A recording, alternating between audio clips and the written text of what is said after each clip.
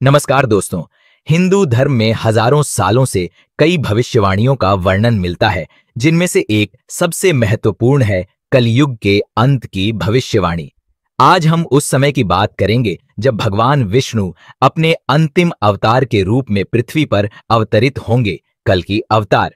लेकिन इस यात्रा में भगवान कल्कि अकेले नहीं होंगे, उनके साथ होंगे सप्त चिरंजीवी, 7 अमर जीव, जिन्हें विशेष रूप से धरती पर धर्म की रक्षा के लिए अमरता का वरदान दिया गया है।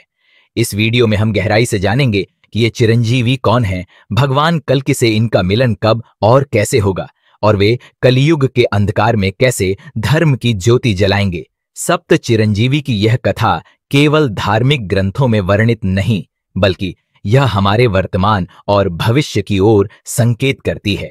तो बने रहिए इस रोमांचक और अद्भुत यात्रा में, क्योंकि हम आपको ले चलेंगे उस समय में जब सत्य की विजय होगी और धर्म पुनः स्थापित होगा। इस वीडियो को अंत तक देखना न भूलें और अपने सवालों को कमेंट में जरूर साझा करें। और अगर आप इसे अंग्रेजी में देखना चाहते हैं तो हमारे प्लेलिस्ट सेक्शन में उसका लिंक मिलेगा। जब धरती पर अधर्म और अन्याय का साम्राज्य फैलेगा और जब सत्य और धर्म अपनी अंतिम सांसें ले रहे होंगे, तब भगवान विष्णु अपने 10वें अवतार के रूप में प्रकट होंगे, भगवान कल्कि। लेकिन इस महायुद्ध में वे अकेले नहीं होंगे, उनके साथ होंगे सप्त चिरंजीवी, जो युगों युगों से धरती पर अमर रहकर धर्म और सत्य की रक्षा कर रहे हैं। यह कहानी है भगवान कल्कि और उन सप्त चिरंजीवियों की, जो इस अंतिम धर्म युद्ध में उनके सबसे बड़े सहयोगी होंगे। तो दोस्तों, इस महागाथा को जानने के लिए इस वीडियो को अंत तक जरूर देखें और अपने विचार कमेंट में जरूर साझा करें। तो चलिए शुरू करते हैं। भाग एक। कलयुग में अधर्म का चरम। हिंदू धर्म ग्रंथों के अनुसार 4 युगों में सबसे कठिन और चुनौतीपूर्ण समय कलयुग है। इस युग में मनुष्य अपनी मानवता, सत्य और धर्म को भूल जाएगा। जहां एक ओर विज्ञान और तकनीकी विकास उन्नति करेंगे, वहीं दूसरी ओर मनुष्य की आत्मा और मूलभूत मूल्य धीरे धीरे नष्ट होते जाएंगे। कलयुग में अधर्म का स्वरूप बहुत ही कपटी और छलपूर्ण होगा। यहाँ पर झूठ और धूर्तता ही प्रमुख साधन होंगे, जिनसे लोग अपना स्वार्थ सिद्ध करेंगे। इस समय भगवान विष्णु अपने 10वें अवतार कल्कि के रूप में अवतार लेंगे, ताकि वे अधर्म का नाश कर सकें और धर्म को पुनः स्थापित कर सकें। भाग 2। कल्कि अवतार का विस्तृत परिचय। हिंदू धर्म के अनुसार भगवान विष्णु त्रिमूर्ति के एक प्रमुख देवता हैं, जो सृष्टि की रक्षा और पालन का कार्य करते हैं। जब जब अधर्म का बोलबाला बढ़ता है और धर्म खतरे में आता है, तब भगवान विष्णु धरती पर अवतार धारण करते हैं। उनके 10 प्रमुख अवतारों को दशावतार कहा जाता है। इनमें से 9 अवतार हो चुके हैं और 10वां अवतार कल्कि अवतार है। कल्कि अवतार का उल्लेख विष्णु पुराण, भागवत पुराण, अग्नि पुराण और अन्य धार्मिक ग्रंथों में मिलता है। ऐसा माना जाता है कि जब कलयुग का अंत निकट होगा और पृथ्वी पर पाप, अधर्म और अराजकता अपनी चरम सीमा पर पहुंच जाएगी, तब भगवान कल्कि धरती पर अवतरित होंगे। उनका उद्देश्य अधर्म का नाश करना और धर्म की पुनर्स्थापना करना है।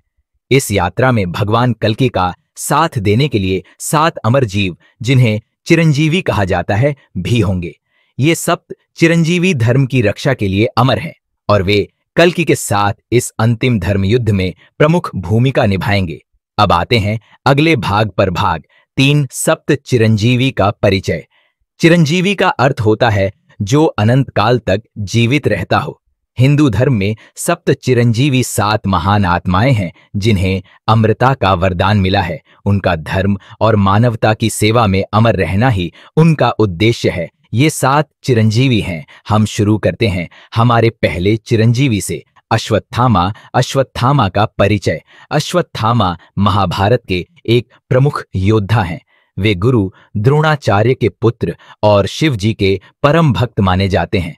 महाभारत के युद्ध में जब पांडवों ने कौरवों को पराजित कर दिया, तब अश्वत्थामा ने नाराज होकर ब्रह्मास्त्र का प्रयोग किया था, जिसे अर्जुन ने रोकने की कोशिश की। इसके बाद भगवान कृष्ण ने अश्वत्थामा को श्राप दिया कि वे युगों युगों तक पृथ्वी पर भटकते रहेंगे। उनके घाव कभी ठीक नहीं होंगे और उन्हें कभी शांति प्राप्त नहीं होगी। यह माना जाता है कि अश्वत्थामा कलयुग के अंत तक जीवित रहेंगे। जब भगवान कल्कि का अवतार होगा तब अश्वत्थामा अपने श्राप से मुक्त होंगे और अपने युद्ध कौशल और शक्ति से कल्कि की सहायता करेंगे। अश्वत्थामा का धर्म युद्ध में योगदान। भगवान कल्कि के अवतरण के समय अश्वत्थामा का मुख्य योगदान धर्म युद्ध में होगा। अश्वत्थामा की शक्ति और दिव्य शस्त्रों का ज्ञान कलयुग के अधर्मियों को पराजित करने में महत्वपूर्ण भूमिका निभाएंगे। भगवान कल्कि जब धरती पर धर्म की पुनर्स्थापना की तैयारी करेंगे तब वे अश्वत्थामा से मिलेंगे और अश्वत्थामा अपनी योद्धा क्षमता और अपराजेय शक्ति के साथ इस युद्ध में शामिल होंगे। आइए थोड़ी सी बातचीत सुनते हैं।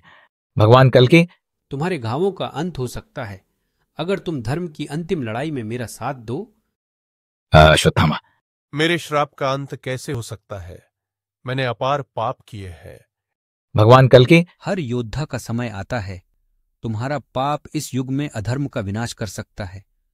मेरे साथ चलो और तुम अपने आप को पुनः खोज सकते हो।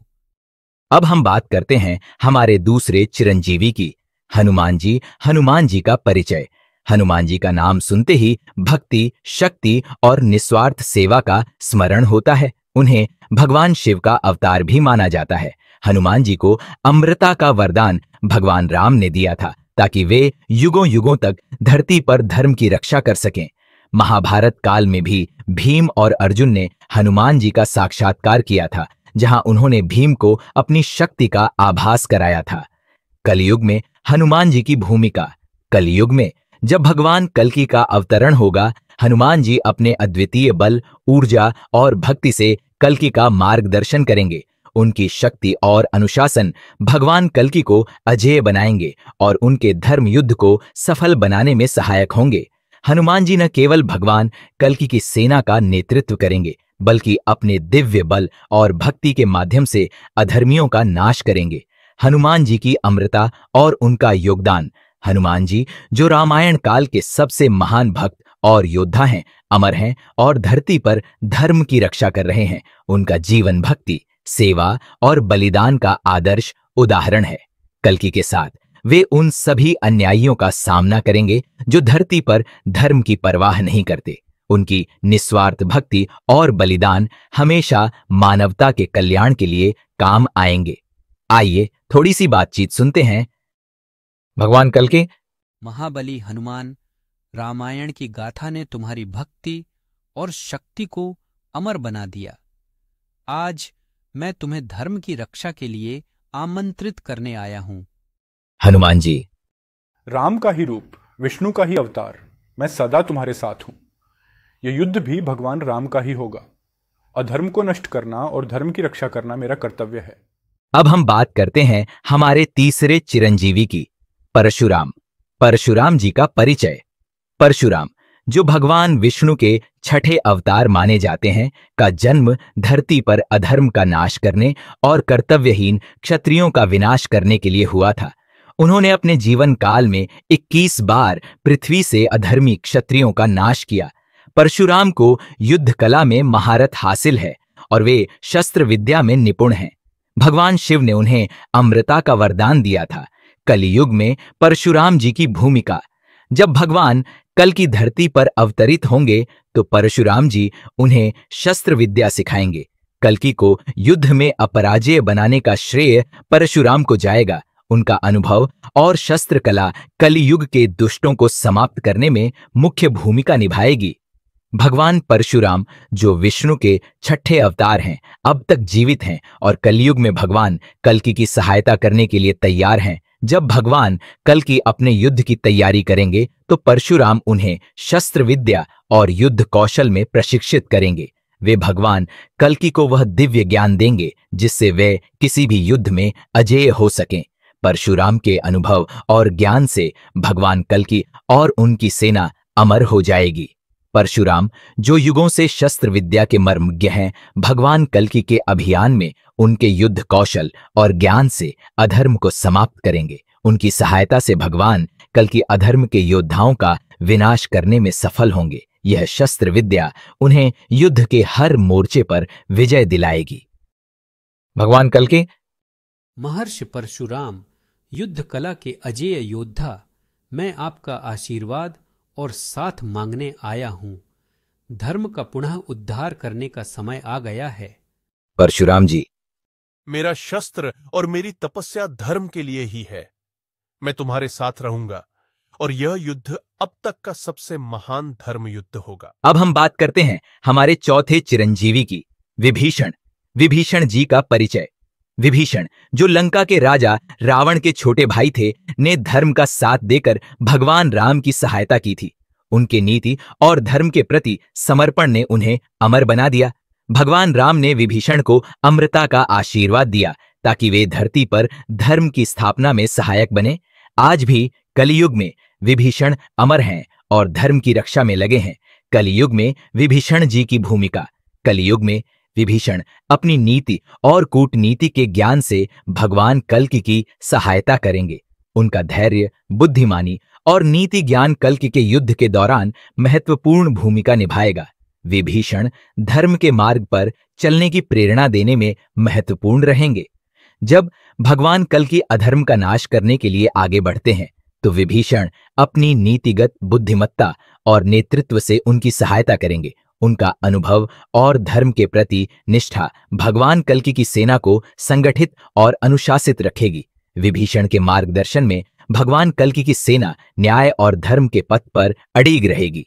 विभीषण की धर्मनिष्ठ बुद्धिमत्ता और नीतिगत मार्गदर्शन भगवान कल्कि के युद्ध में महत्वपूर्ण होगा। वे यह सुनिश्चित करेंगे कि कल्कि की विजय धर्मपूर्ण और न्याय संगत हो। विभीषण, जो नीति और धर्म के प्रतीक हैं, भगवान कल्कि के अभियान में अपने ज्ञान और कूटनीति से सहयोग देंगे। आइए थोड़ी सी बातचीत सुनते हैं। भगवान कल्कि, लंकापति विभीषण, तुमने रावण के समय भी धर्म का साथ दिया था और अब फिर से समय आ गया है कि अधर्म का नाश किया जाए। विभीषण जी, भगवान राम का ही अवतार, मैं सदा धर्म के लिए खड़ा रहूंगा। अधर्म का अंत निकट है और मैं तुम्हारे साथ हूं। अब हम बात करते हैं हमारे पांचवें चिरंजीवी की, कृपाचार्य। कृपाचार्य का परिचय।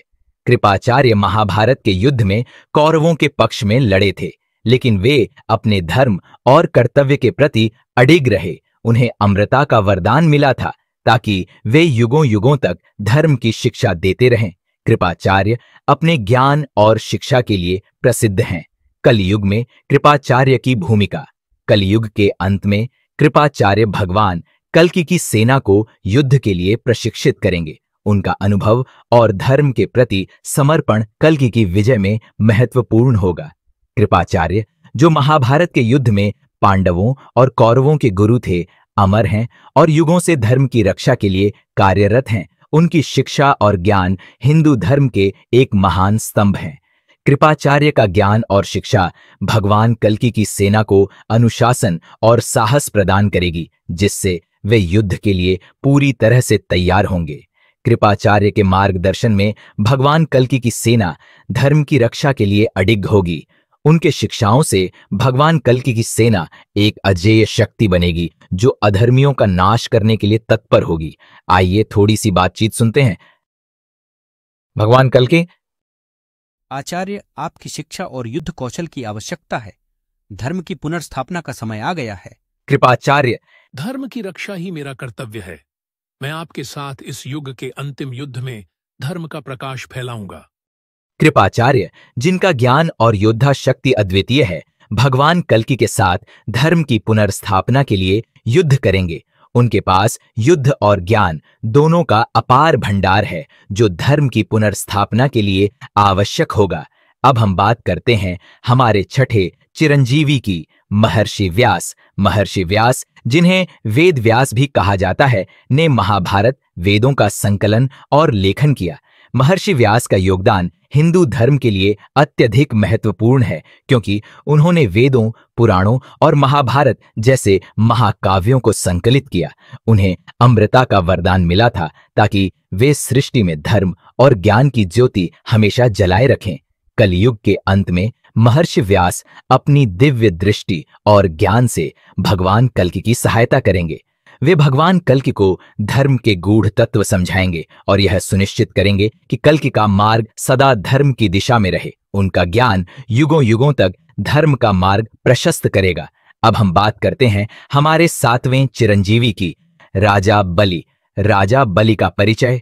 राजा बलि, जिन्हें भगवान विष्णु के वामन अवतार ने पाताल लोक में स्थान दिया था, युगों तक सत्य और धर्म का पालन करते रहे हैं।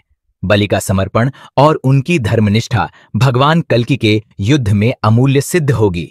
वे भगवान कल्कि की सेना को दिशा देंगे और अपने अनुयायियों के साथ अधर्म का नाश करेंगे। कलियुग में राजा बलि की भूमिका। कलियुग के अंत में बलि भगवान कल्कि के अभियान में अपनी दिव्यता और नेतृत्व क्षमता से योगदान देंगे। राजा बलि की धर्मनिष्ठा और उनका नेतृत्व भगवान कल्कि के युद्ध में विशेष होगा। पाताल लोक की सेना और बलि का अनूठा ज्ञान इस धर्म युद्ध में महत्वपूर्ण योगदान देगा। राजा बलि का योगदान और उनकी सेना भगवान कल्कि के धर्म युद्ध को एक निर्णायक मोड़ देंगे। पाताल लोक की शक्ति अब अधर्म के विनाश में सहायक होगी। आइए थोड़ी सी बातचीत सुनते हैं। भगवान कल्कि, महाबली, समय आ गया है कि आप फिर से धरती पर धर्म की स्थापना में सहायता करें। राजा बलि, मैं सदैव धर्म का पालन करता आया हूं। भगवान विष्णु का यह अवतार अधर्म के नाश के लिए आया है। मैं और मेरी सेना तुम्हारे साथ हैं। एक चिरंजीवी अतिरिक्त है जो बहुत कम लोग जानते हैं। आइए उनके बारे में भी समझते हैं। मार्कंडेय ऋषि। मार्कंडेय ऋषि की कथा हिंदू धर्म में अमृत का सबसे सुंदर उदाहरण है। उन्हें भगवान शिव ने अमृता का वरदान दिया जब यमराज ने उन्हें मृत्यु के मुख में डालना चाहा। मार्कंडेय ऋषि ने घोर तपस्या कर भगवान शिव को प्रसन्न किया और उन्हें अमृता का आशीर्वाद मिला। वे महाज्ञानियों में से एक माने जाते हैं। कलयुग में जब भगवान कल्कि अवतरित होंगे तो मार्कंडेय ऋषि अपनी तपस्या और ईश्वर के प्रति अटूट भक्ति से कल्कि को शक्ति देंगे। उनका ज्ञान और शक्ति भगवान कल्कि की विजय में महत्वपूर्ण भूमिका निभाएगा। अब आते हैं अगले भाग पर। भाग 4, चिरंजीवियों का भविष्य और धर्म की पुनर्स्थापना।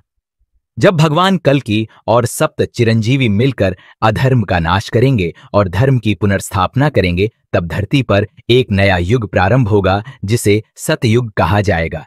यह युग शांति, न्याय और धर्म का युग होगा, जहां हर जीव सच्चाई और धर्म के मार्ग पर चलेगा। सप्त चिरंजीवी अपनी अमृता के कारण सतयुग में भी जीवित रहेंगे और वे इस नए युग में धर्म की रक्षा में लगे रहेंगे। उनका अमृतत्व उन्हें भविष्य के युगों में भी धर्म की ज्योति जलाए रखने की प्रेरणा देगा। यह कथा हमें यह सिखाती है कि धर्म की विजय अनिवार्य है, चाहे कितना भी कठिन समय क्यों न हो। सत्य और धर्म का मार्ग हमेशा सही होता है। अब आते हैं अगले भाग पर। भाग 5, सप्त चिरंजीवी और धर्मयुद्ध की अंतिम लड़ाई। इन सप्त चिरंजीवियों के योगदान से भगवान कल्कि अपने धर्म युद्ध में सफल होंगे। प्रत्येक चिरंजीवी की भूमिका भगवान कल्कि के लिए अमूल्य होगी।